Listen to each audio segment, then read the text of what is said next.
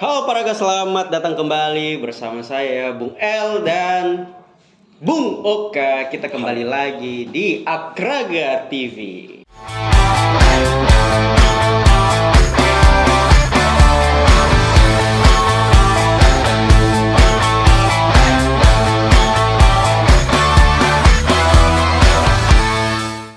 Kali ini kita akan membahas tentang hal yang akan menjadi seru di tahun yang akan datang, yaitu adalah draw result dari Liga Champions.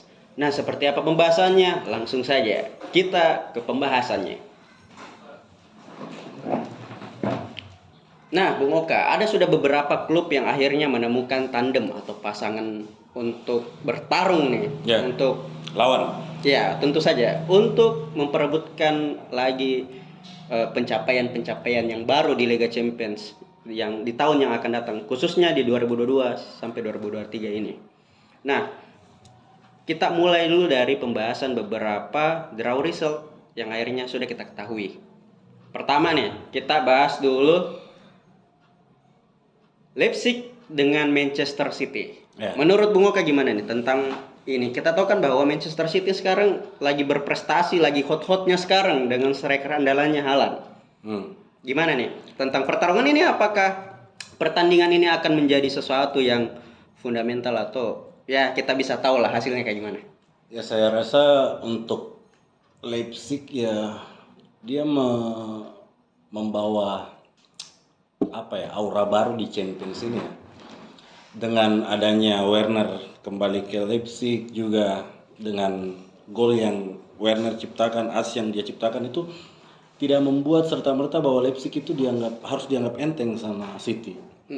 Walaupun seperti yang kita tahu bahwa City memiliki pemain-pemain yang seperti Haaland yang terus-terusan mencetak gol, Foden, Kevin De Bruyne.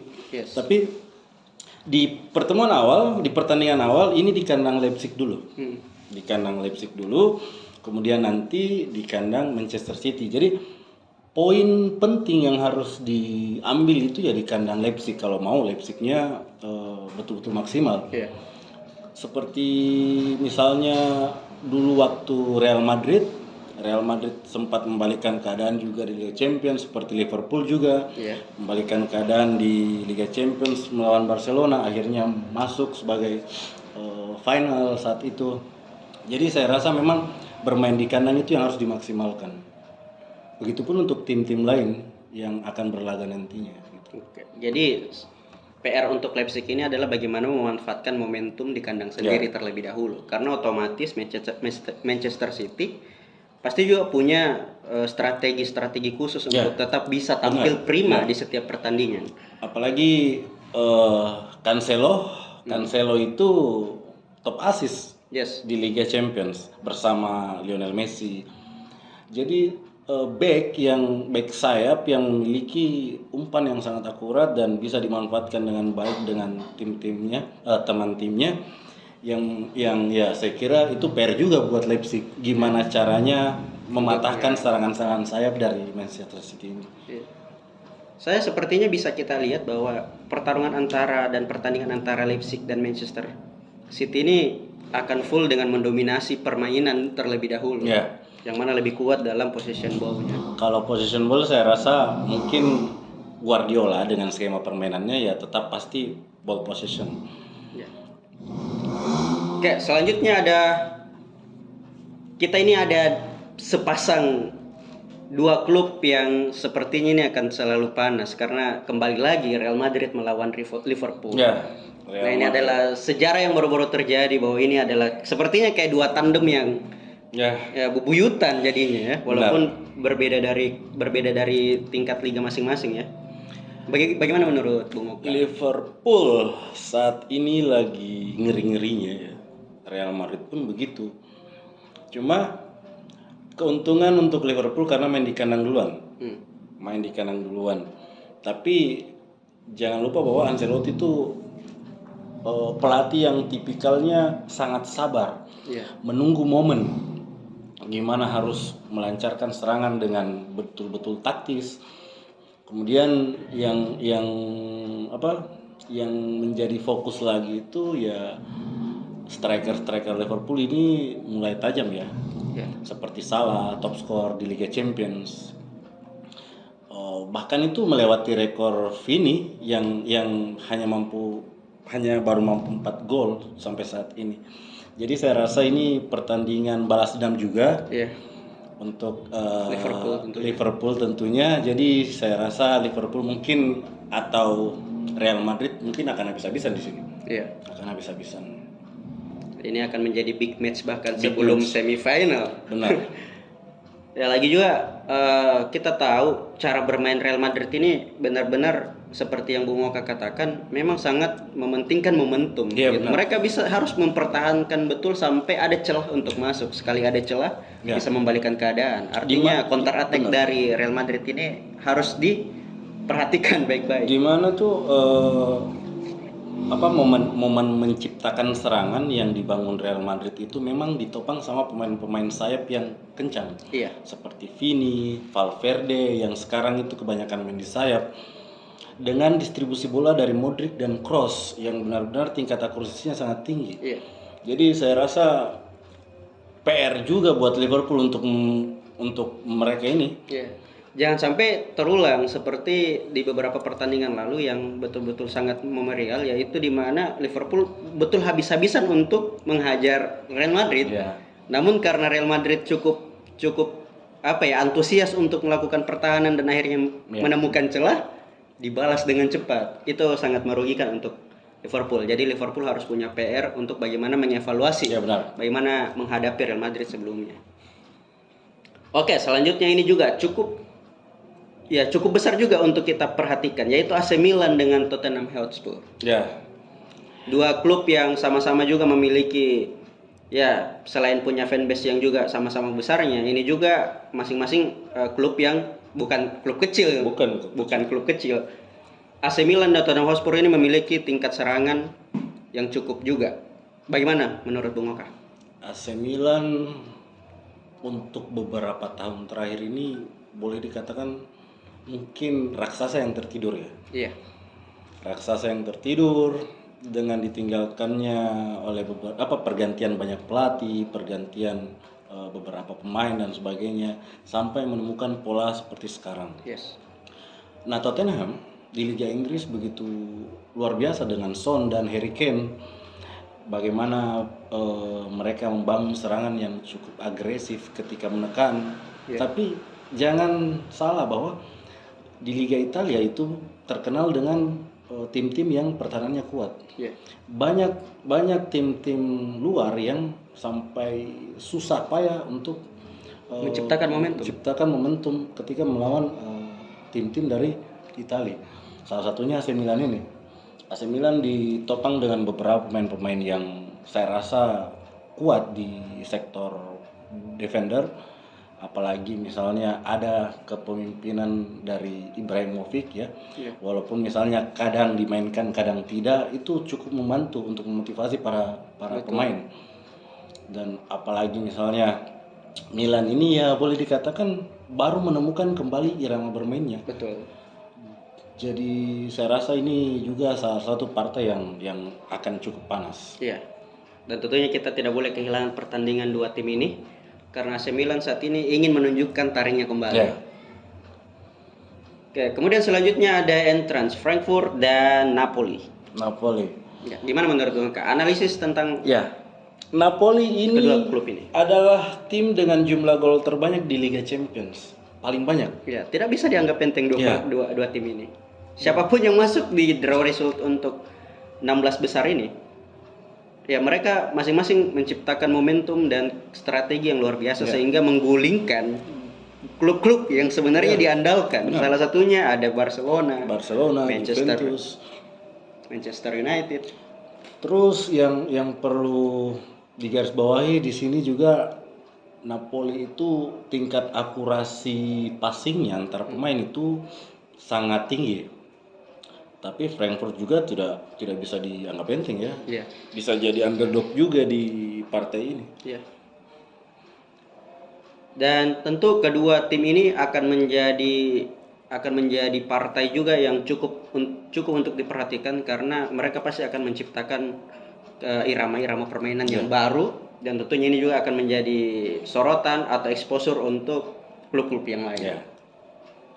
Kemudian ini juga cukup menarik untuk kita bahas, yaitu Chelsea dan Dortmund. Yes. Ya, di sini akan ada reuni Aubameyang. Iya. Kan sekarang Aubameyang di Chelsea tuh. Iya. Dia akan bertemu kawan-kawan lamanya kayak Reus dan lain-lain. Cuma yang saya rasa di sini ada sedikit sedikit perubahan di taktis Chelsea.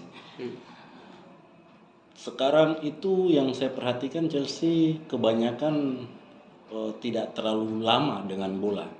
Dia memang sering menciptakan momen-momen di mana gol gitu. Gol, passing, gol. Beda ketika waktu zaman Tuchel dulu. Itu memang didistribusikan secara merata, secara sistematis. Bikin peluang dari sayap, dari tengah, dari manapun. Sekarang lebih to the point gitu. Langsung saja. Nah, ini berbahaya untuk Borussia Dortmund. Jadi Dortmund diuntungkan karena di pertandingan awal ini bermain di kandang Dortmund, di mana juga fansnya dari Dortmund itu ya semua orang tahu bahwa fans dari Borussia Dortmund itu juga ngeri gimana ya, kadang panas juga, kadang gimana. Jadi saya rasa kekuatan utama Dortmund ya pertama dari supporternya yang bisa memberikan motivasi berlebih, dan karena dia bermain di kandang. Itu akan meningkatkan moralitas untuk pemanasan dulu lah ya. Di partai pertama mereka bertemu dan kemudian bermain di kandang. Ya, Chelsea tentu harus tidak boleh menganggap enteng Dortmund juga pastinya, dan mereka pasti akan saling adu serangan. Ya, siapapun yang akan menjadi pemenang, maka mereka memiliki taktik yang betul-betul menarik untuk champion tahun ini. Dan selalu ada drama pasti. Dalam Liga Champions selalu ada drama. Oke, selanjutnya kita akan membahas tentang Inter Milan melawan Porto. Inter Milan untuk Champions ini memiliki statistik yang bagus. Karena berhasil duduk di peringkat 2 di grup, menyingkirkan Barcelona. Porto juga itu dengan kualifikasi yang sangat bagus juga pas lolos. Cuma masalahnya Porto akan bermain di Giuseppe Meazza dulu pertama, kemudian baru di kandangnya. Nah, ini Inter Milan memiliki statistik kemenangan di kandang sangat besar.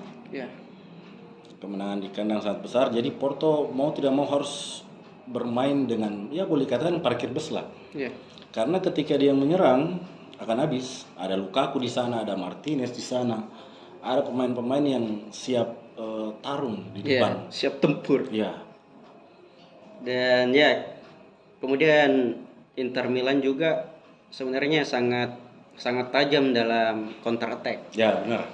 Jadi kalau Porto lemah sedikit setelah menyerang, itu akan menjadi masalah untuk pertahanan dari Porto. Saya rasa Porto di sini mungkin lebih akan mengandalkan counter attack.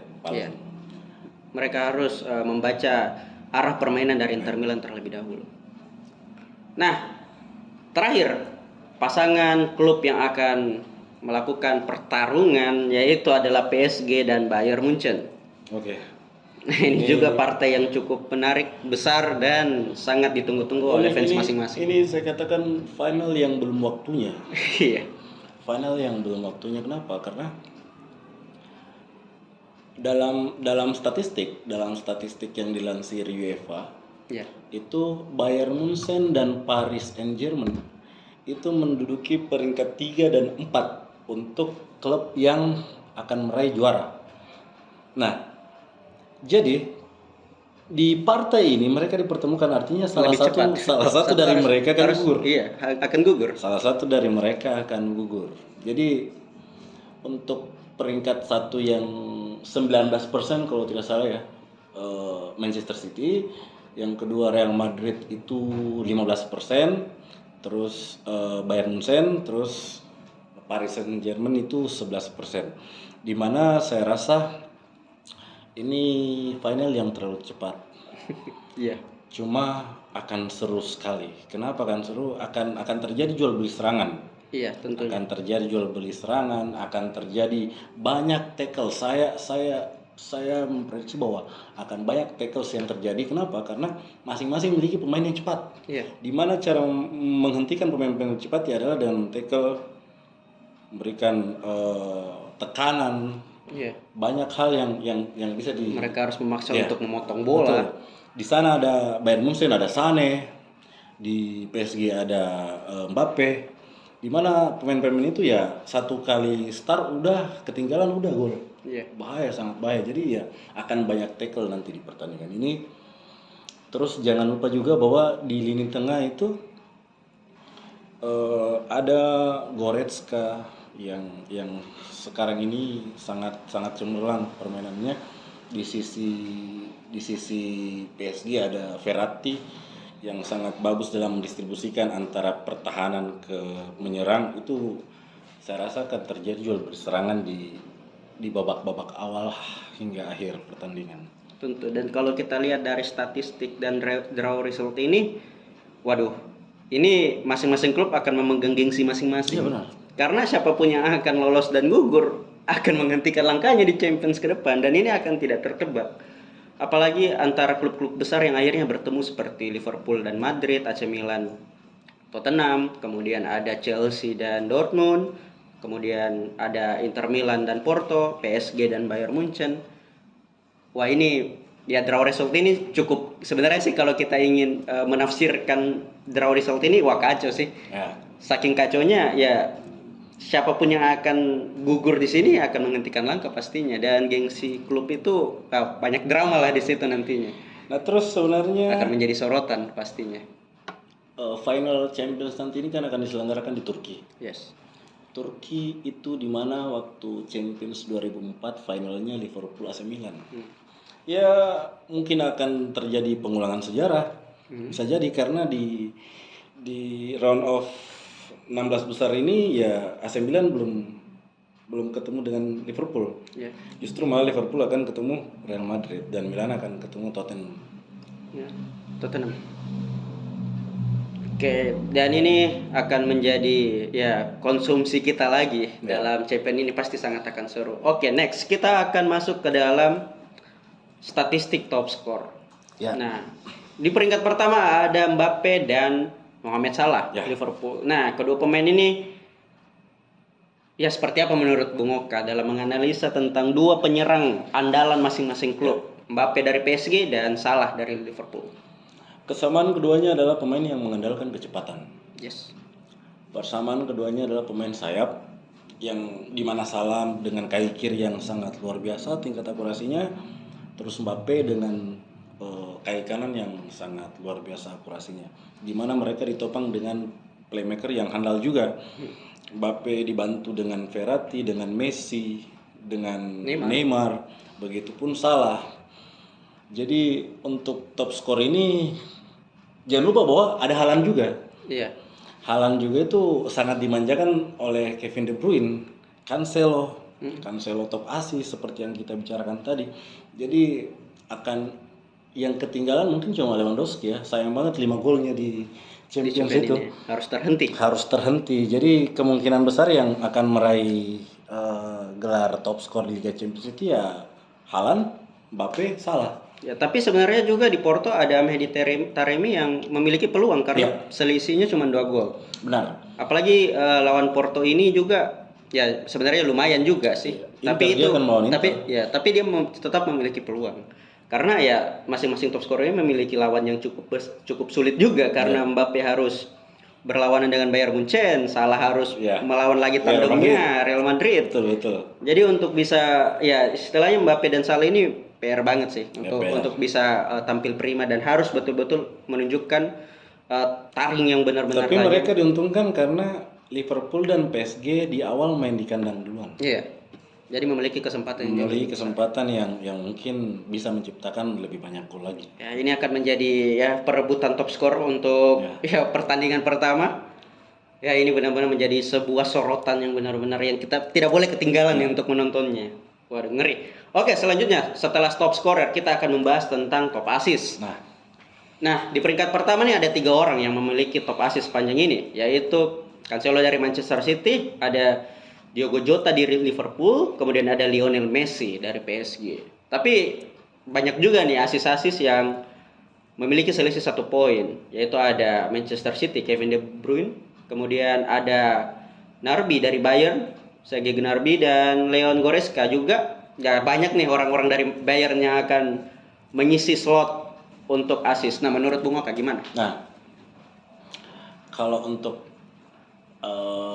asis, ada 3 nama yang memang memiliki jumlah asis yang sama, Cancelo, Jota, dan Messi. Nah, apakah mereka berpeluang untuk menciptakan lebih banyak asis? Ya kalau saya perhatikan mungkin yang akan lebih menciptakan banyak asis yang kemungkinan besar itu adalah tim-tim yang boleh dikatakan mungkin seperti City, karena lawannya bukan berarti menganggap enteng, cuma artinya lawannya tidak seganas Liverpool, tidak seganas Real Madrid ya. Jadi mungkin Cancelo atau Kevin De Bruyne bisa menciptakan lebih banyak asis. Tapi kembali lagi bahwa Liverpool dengan Jotanya, PSG dengan Messi-nya, masih ada Neymar juga. Mereka bermain di kandang. Di mana untuk top asis di PSG sendiri itu memang memiliki porsi yang sama sebenarnya. Karena Neymar memiliki 3 asis, Mbappe memiliki 3 asis, kemudian Neymar 4 asis. Dan mereka nih ada lini pemain, artinya dia adalah memiliki pemain-pemain yang memiliki dribble yang luar biasa tentunya. Jadi saya rasa memang di perebutan top asis ini akan seru-seru sedap gimana gitu. Ini akan menjadi perebutan posisi juga yang tentunya memiliki nilai yang akan saling memburu satu sama lain. Oke, next kita akan membahas tentang data statistik di klub masing-masing. Nah, untuk masalah gol, klub yang memiliki tingkat gol yang tinggi untuk saat ini yang tercatat adalah Napoli, menciptakan 20 gol. Nah, karena kita tadi kurang membahas tentang Napoli, ternyata Napoli memiliki statistik gol terbanyak saat ini, yaitu 20 gol. Mengemas total 20 gol sejauh ini. Menurut Bung Oka gimana? Karena dengan Napoli dengan tingkat gol yang seperti ini, otomatis strategi Napoli saat ini tidak boleh dianggap enteng. Ya benar, tidak boleh dianggap enteng. Itu kata yang paling tepat. Tapi kita kembali bahwa permainan sepak bola bukan hanya menciptakan gol saja. Bukan memasukkan gol. Bagaimana juga supaya tidak kemasukan. Tidak kemasukan. Nah, tidak kebobolan. Kalau kemasukan kerasukan. Tidak boleh kebobolan tentunya. Jadi Napoli memang dengan jumlah gol terbanyak 20, setelah itu Bayer kalau nggak salah ya. Bayer ada 18 dan Liverpool 17. Bayer dengan jumlah kemenangan yang sangat fantastis di grupnya, mengalahkan semua. Ini juga saya rasa akan terputar lagi. Layaknya bola ya, tidak selamanya di atas. Liverpool juga, Paris juga. Jadi ini tim-tim yang memiliki peluang yang lebih besar lagi ya. Oke, selanjutnya adalah possession. Nah, saat ini dipegang oleh Manchester City dengan kapabilitas 64,2 possession ball, mengalahkan Barcelona dan tentunya Chelsea. Nah, menurut Bung Oka, dengan Manchester City yang sekarang yang lagi panas-panasnya, permainannya sangat indah untuk saat ini untuk ditonton dengan possession ball, dengan dimana bola itu gampang banget melekat di kaki para pemainnya. Gimana menurut Bung Oka? Ya, gaya bermain Guardiola memang possession ball. Layaknya Barcelona ya. Waktu di Barcelona juga seperti itu. Bahkan di Barcelona dulu sampai 80% penguasaan bola. Nah, possession ball yang diciptakan City dengan 64% itu terjadi karena pemain tengah yang dengan kemampuan di atas rata-rata. Di situ ada Rodri, di situ ada Mahrez, di situ ada Kevin De Bruyne, di situ ada Foden, yang dimana mereka itu passingnya lebih pada memfokuskan passing pendek, passing pendek yang ya kembali lagi misalnya passing pendek Bruin ke Gundogan ke Foden dan begitu seterusnya. Nah, itu yang menciptakan statistik yang tinggi.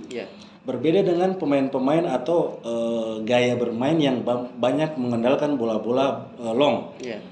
Itu statistiknya pasti rendah. Kenapa statistiknya rendah? Karena akurasinya pasti rendah. Gampang ditepis. Gampang diambil. Nah, statistik berubah lagi gitu. Jadi dengan banyaknya penguasaan bola-bola pendek yang kemungkinan terjadi pada City itu ya membuat mereka bisa sampai sekarang ini 64%. Dan juga jangan salah bahwa dengan melakukan terobosan pendek ini mampu membocorkan lini pertahanan lawan. Satu kali kecolongan, waduh. Jadi skema utama Guardiola tuh triangle passing. Jadi selalu ada 3 pemain, selalu ada 2 pemain pendamping ketika ada 1 pemain yang membawa bola. Jadi selalu triangle. Jadi kalau kita perhatikan Guardiola, entah itu di Bayern Munchen melatih, entah itu di Barcelona, entah itu di City, selalu triangle. Misalnya De Bruyne bawa, pasti ada 2 pemain yang mengapitnya, tidak pernah sendiri. Jadi itu yang memudahkan mereka melakukan ball possession. Inilah salah satu trik yang dimainkan Manchester City. Nah, selanjutnya ada passing accuracy. Dengan Real Madrid 91,8, tapi tidak lepas juga dari Manchester City. Dengan akurasi yang kuat, dengan possession yang kuat, yaitu 91,5. Tipis di bawah Paris Saint-Germain yang 90,5. Nah, 3 klub ini memang memiliki daya pemain yang memiliki akurasi yang luar biasa. Bung Oka, bagaimana menurut Anda tentang ini? Kalau Real Madrid seperti yang kita lihat, sejauh mereka bermain dengan kesabaran yang mereka punya, selalu indah untuk menciptakan momentum. Jadi kunci utama dalam tingginya statistik passing atau akurasi passing dari Real Madrid ini tidak terlepas dari kemampuan Luka Modric dan Toni Kroos dalam mendistribusikan bola. Kemampuan passing yang di atas rata-rata, ya itu menjadi kunci utama kenapa Real Madrid bisa mengalahkan jumlah passing statistik passing City. Walaupun ya cuma beda 0,3%. Tapi itu sangat mempengaruhi sebenarnya. Sangat mempengaruhi. Terus kalau untuk City yang seperti kita jelaskan tadi bahwa mereka banyak menggunakan triangle passing. Terus Paris ini ditopang dengan Verratti yang luar biasa mendistribusikan bola. Terus ada Messi di situ yang tugasnya memang membagi bola, Neymar lari atau misalnya Mbappe lari dan menciptakan gol seperti itu. Neymar dan Mbappe bukan hanya sekedar penyerang tapi memiliki juga kapasitas passing yang sangat akurat. Nah, kita juga bisa lihat bahwa di samping assist yang bagus, tentu ada penempatan posisi yang bagus pula. Nah, jadi 3 tim ini memiliki kadar titik pemain yang pintar untuk menentukan di mana mereka harus menempatkan dirinya sehingga menciptakan momentum. 3 tim ini juga masuk dalam 4 besar ya. 4 besar prediksi yang akan juara. Karena ini adalah klub-klub idaman yang memiliki fans juga yang cukup banyak. Nah, selanjutnya adalah tackles. Nah, tackles ini dipegang oleh Sevilla. 102 tackles selama pertandingan di Champions. Tim paling kasar. Kenapa? Karena ya melihat bahwa materi Sevilla tahun ini kurang bagus ya, boleh dikatakan kurang bagus. Apakah itu termasuk terburu-buru? Kalau saya rasa memang karena dia itu ya boleh dikatakan Champions ini sekarang hampir semuanya klub neraka. Waktu 30 besar ya. Ya mau tidak mau dengan materi seadanya menghentikan pemainnya harus dengan tackles. Mau tidak mau dengan taktik apa lagi gitu. Kemudian selanjutnya ada Salzburg juga ada 101 beda 1 tackles dan Benfica 93. Di antara ketiganya itu ya cuma Benfica yang lolos. Benfica itu juara grup loh. Dan artinya defense dengan tackles yang mereka terapkan berhasil. Berhasil. Karena mereka melawan Paris yang dimana dengan pemain dengan skill tinggi. Bintang juga banyak di sana. Benar.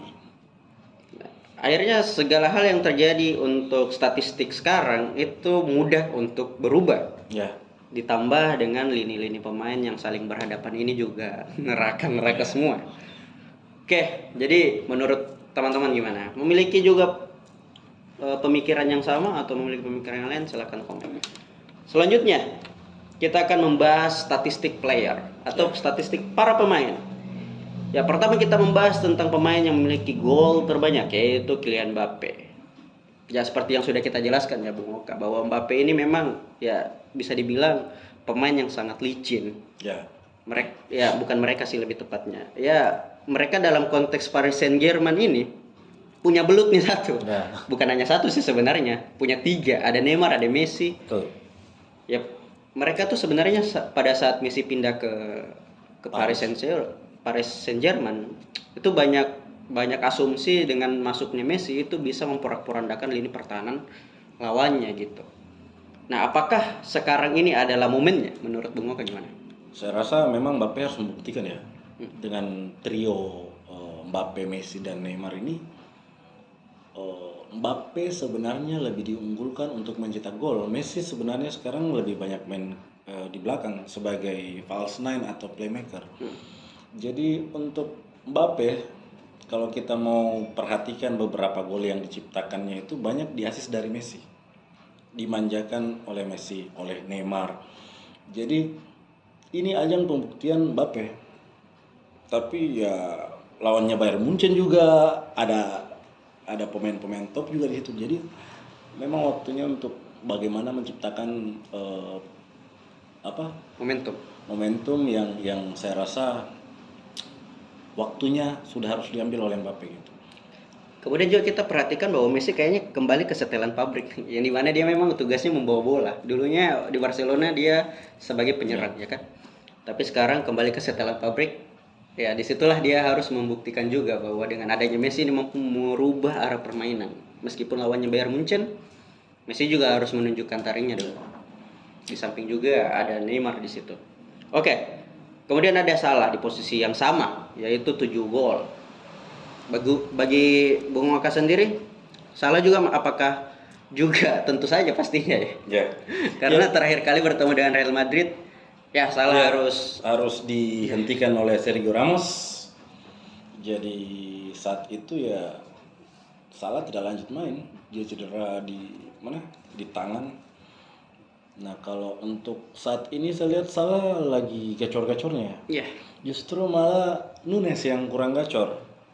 Nunes kurang lebih masih 3 gol kalau tidak salah di Champions. Salah ini memang sangat dibantu oleh Jota juga. Yeah. Peran Jota di Liverpool sekarang ini luar biasa. Ya, tentunya betul match banget sama Salah. Betul. Dan akhirnya Salah di sini harus betul-betul membayar rasa sakit yang dialami di Champions kemarin.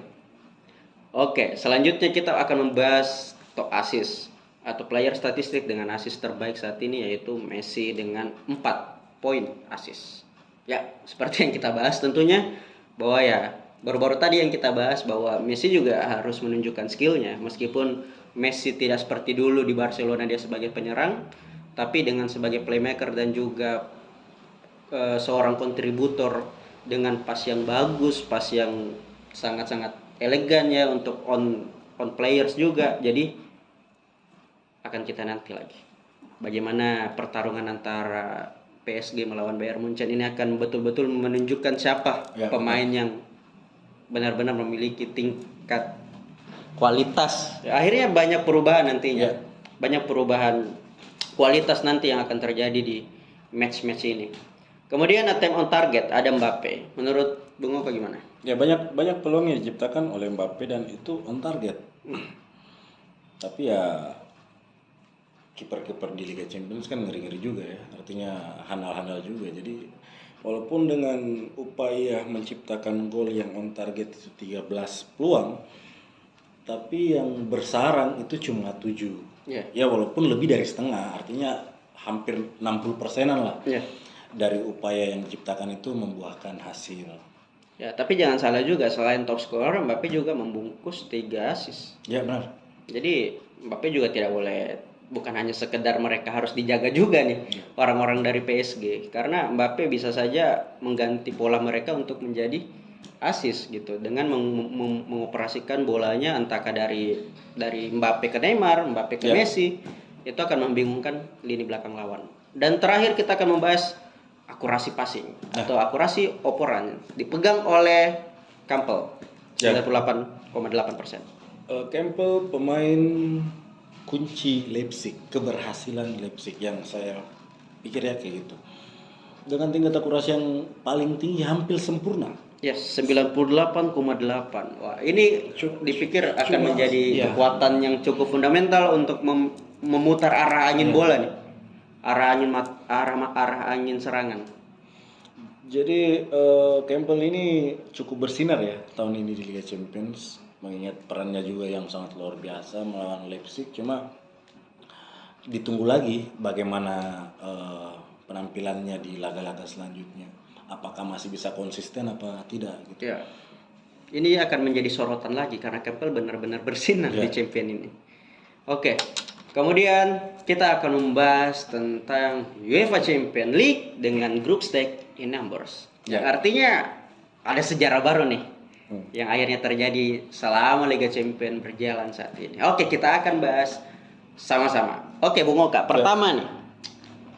Kita ada berita bahwa Klub Brugge memenangkan 3 pertandingan Liga Champions berturut-turut untuk pertama kalinya dan menjadi klub Belgia pertama yang memenangkan 3 pertandingan babak penyisihan grup. Ya.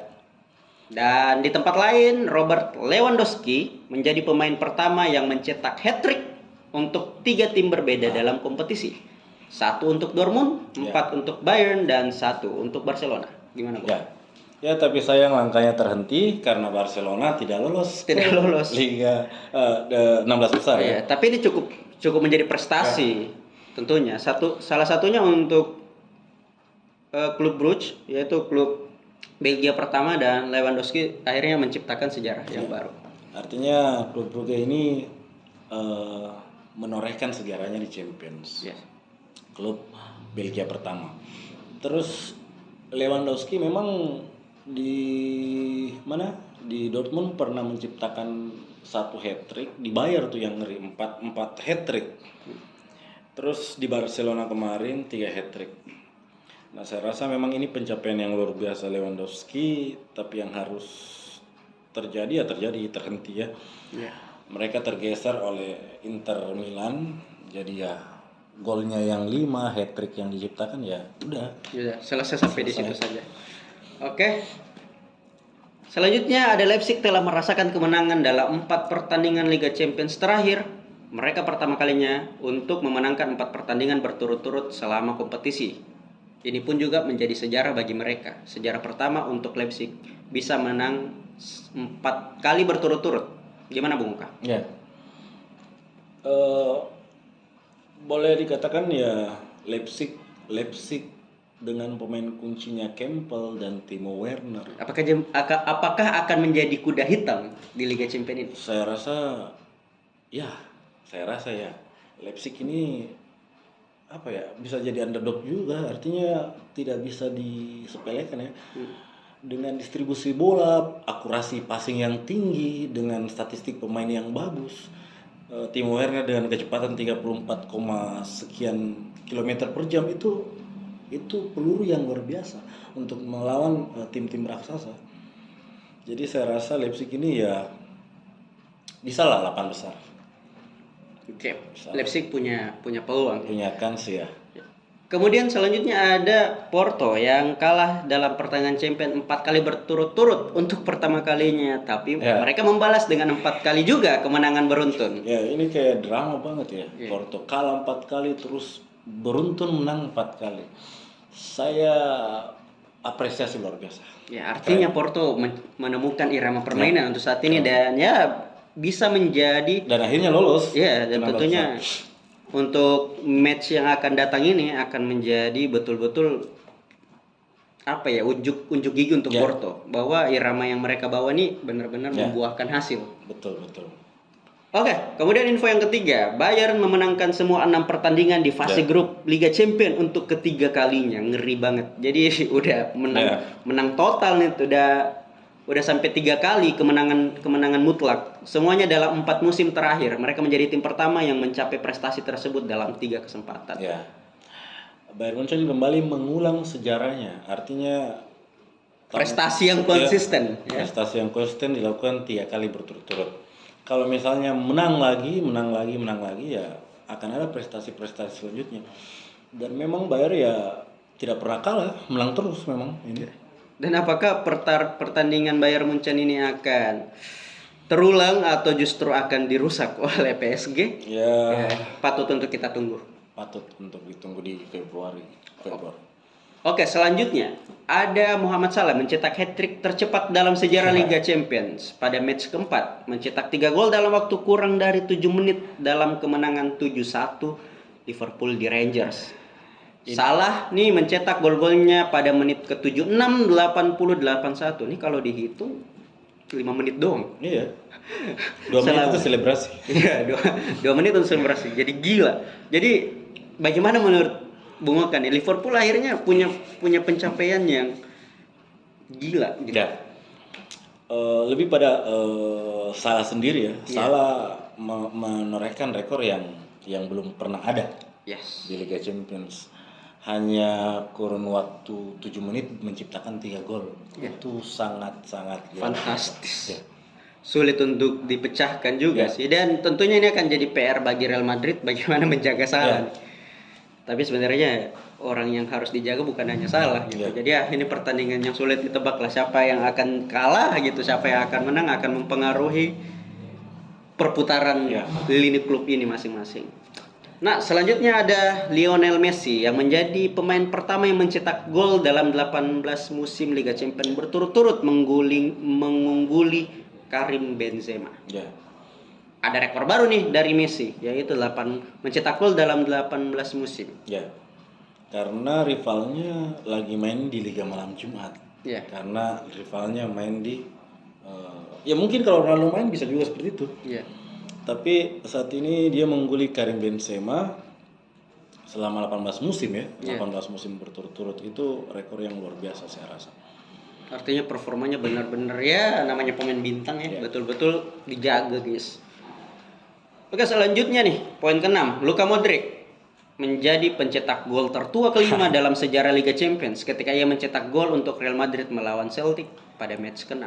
Yang artinya Luka Modric dengan umur 37 tahun dan metode permainan selama 54 hari nih. Jadi Modric dengan umur segitu dia masih fit dan bukan 1 gol loh, dia sudah menciptakan 2 gol. Untuk Real Madrid. Jadi pemain ini ya ngeri. Ya tua-tua tapi masih kuat. DMF yang saya rasa ya salah satu pemain tengah atau DMF terbaik ya yang pernah ada. Modric. Ya jadi 37 tahun tidak menurunkan performa Luka Modric. Dan terakhir di poin ke-7, striker Paris Saint-Germain, Kylian Mbappe itu menjadi pemain termuda yang mencetak 40 gol Liga Champions terbanyak, memecahkan rekor sebelumnya yang dibuat oleh Messi. 24 tahun ya. Nah, jadi Kylian Mbappe lagi nih 23 tahun dengan selama mereka bermain nih di Paris Saint-Germain. Kalau Mbappe 23 tahun bermain selama 317 hari menciptakan 40 gol di Liga Champions. Sedangkan Messi kemarin 24 tahun selama 130 hari. 23 tahun, 23 tahun 317 hari. Artinya hampir 24 tahun. Hampir 24 tahun. Jadi memecahkan rekor Messi yang 24 tahun. Jadi Mbappe 23 tahun dia sudah menciptakan 40 gol. Tapi Messi saat itu dia sudah berusia 24. Jadi Mbappe ini cepat sekitar 200 hari dibanding Messi menciptakan 40 gol di Liga Champions. Berarti Mbappe ini menciptakan prestasi yang gemilang. Betul. Oke. Jadi kesimpulan nih Bung. Di selama 16 besar ini artinya sejarah-sejarah yang diperoleh dan juga tertulis nih di catatan Champions ini apakah cepat akan berubah? Apakah ada lagi sejarah baru yang akan terulang? Menurut Bung Oka bagaimana? Dengan tadi kita menjelaskan dengan by data pastinya. Jadi saya rasa untuk Champions ini pertama akan banyak pertandingan yang akan panas dan sulit ditebak. di mana beberapa underdog seperti Leipzig, Porto itu yang saya rasa tidak bisa dianggap remeh. Ya. Karena mereka belum lagi Napoli. Ya. Dengan jumlah gol yang sangat tinggi, Leipzig dengan statistik akurasi passing yang tinggi.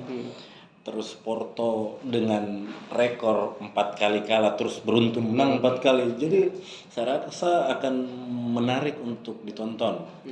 Terus pastinya akan panas, pertandingan akan panas, mungkin akan banyak tackle, akan banyak drama lagi. Ya saya rasa untuk poin pertama itu. Terus yang kedua, di sini waktunya pemain-pemain muda unjuk gigi seperti Haaland, Mbappe, terus pemain-pemain lain yang mungkin Valverde, Vinicius, ya. Sebelum perhelatan Piala Dunia nanti, ini Februari nanti, Februari. Jadi saya rasa memang ini waktunya mereka untuk unjuk taring ya. Dimana Mbappe kan lagi bersinar, Vinicius lagi bersinar, Valverde, Haaland. Jadi ini tahunnya mereka. Ya. Kemudian lagi, Bung Oka. Untuk tim-tim yang nantinya akan kalah nih. Ya. Apa kira-kira yang akan menurut Bung Oka kan yang akan terjadi kalau misalnya contoh kayak Liverpool kemudian dengan Real Madrid. Misalnya nih, Real Madrid akhirnya kalah. Apakah ada perhelatan? Terguncangkan nih berita tentang persepak bola dunia. Paris Saint-Germain yang akhirnya mungkin saja ya, ini mungkin karena belum terjadi. Misalnya mematahkan semua rekor Bayern Munchen. Ya. Yang akhirnya menghentikan langkahnya di 16 besar. Mungkin ada rekor yang terpatahkan atau mungkin ada rekor baru lagi yang tercipta. Mungkin ada kemenangan yang bisa dipertahankan seperti Bayern Munchen atau mungkin terpatahkan. Jadi atau mungkin ada pemain baru yang akan bersinar lagi. Ya bisa jadi seperti itu. Tapi saya rasa untuk pemain baru, saya rasa pemain muda yang punya banyak kans ya. Seperti Mbappe tadi, Haaland tadi, terus banyak pemain-pemain lain yang tingkat statistik yang sangat bagus. Jadi saya rasa akan sangat seru untuk ditunggu ini laga-laganya. Ya, jadi buat teman-teman nih yang nonton dimanapun Anda berada, ini adalah klub dengan tayar neraka ya. Ya. Dimana masing-masing tim hanya memiliki satu kesempatan menang atau kalah. Dan kalau kalah ya udah bye-bye. Jadi, nah ini ya cukup untuk sangat-sangat dinantikan. Setiap pertandingannya pasti sangat panas. Jadi ya mungkin akan diunggulkan klub-klub mungkin saja, tapi ini tidak kemungkinan. Akan diunggulkan klub-klub yang main di kandang duluan. Seperti Liverpool, seperti Paris, seperti Inter Milan, seperti Borussia Dortmund. Jadi mungkin mereka ini akan diunggulkan di leg awal, leg pertama. Tapi leg kedua kadang drama yang terjadi itu banyak di leg kedua, di mana Barcelona yang akhirnya gugur oleh Liverpool, di mana misalnya klub-klub lain yang gugur di leg kedua padahal di kandangnya.